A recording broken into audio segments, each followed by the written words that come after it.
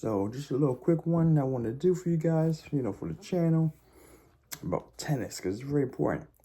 I've been talking to one of my friends. I would say one of the guys I coach to help get some money off these sports betting stuff.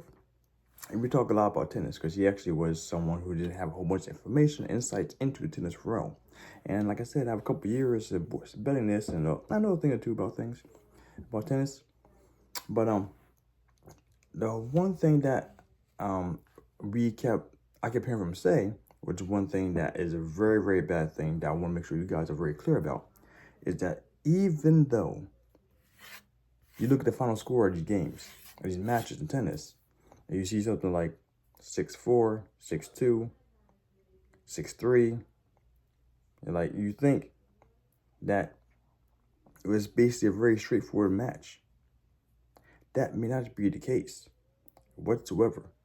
The scores in tennis are very deceiving unless you actually are there to witness the majority of the action that happened the way it happened. All right. So that being said, let me give you a little descriptor, right? So actually, yeah. All right. So easy peasy.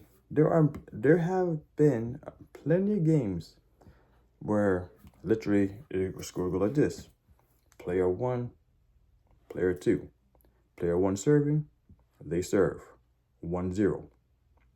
They serve 1-1. They serve 1-2 or 2-1. They serve 2-2. They serve 3-2. They serve 3-3. There are plenty of games that go like that, okay? Depending on the quality of players and how, well, basically going on quality players, how good one person is able to hold, one person is able to serve, blah, blah, blah. And so these two things are, they say they go back to back to back to get to, let's say, 4-4. And then one person breaks. 6-4. Match over. I'm sorry, maybe 6-3. So I said 1, 2, 3, 3, 3, 3. So it'd be 6-3, okay? Or vice versa. 1, 1, 2, 2, 3, 3. 4, 4, 5, 6. Okay? One break between both those sets right there, okay? Like I said, the score was 6-4 and 6-3 in both of these, okay? Now, imagine this happens, but this happens quite often in women's. And it happens, sometimes there's some very sporadically crazy hectic games in men's too that happen the same way. He's serving 1-0. He breaks first game. Break back 1-1. Game breaks next game. 3 breaks back to back. 2-1 over here. He serves 3-1. He serves. Sorry, 3-1. 4-1. 4-1. He serves 2-4.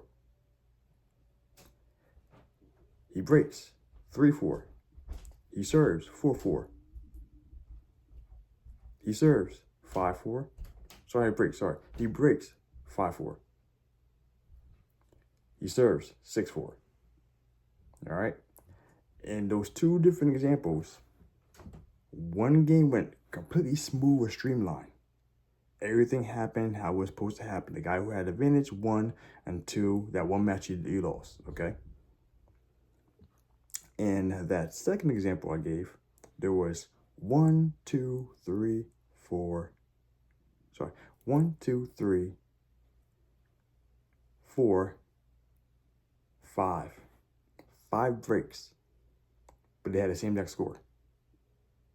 At the end, total 6-4, 6-4. Okay, so even though the number says this, or there's a lot more maybe that's untold by just looking at the numbers. That's one thing we have to be very careful of in tennis. You may see one guy all the time with 6-3, 6-3, 6-4, 6-3, 6-3, 6-4. It may be a really, really competitive match. It could be very, very, very super streamlined, super easy, super fast matches. That's why we have a lot of matches at the majors. Like, oh man, there was one just happened now in the French Open. Just a little bit ago, I was betting it.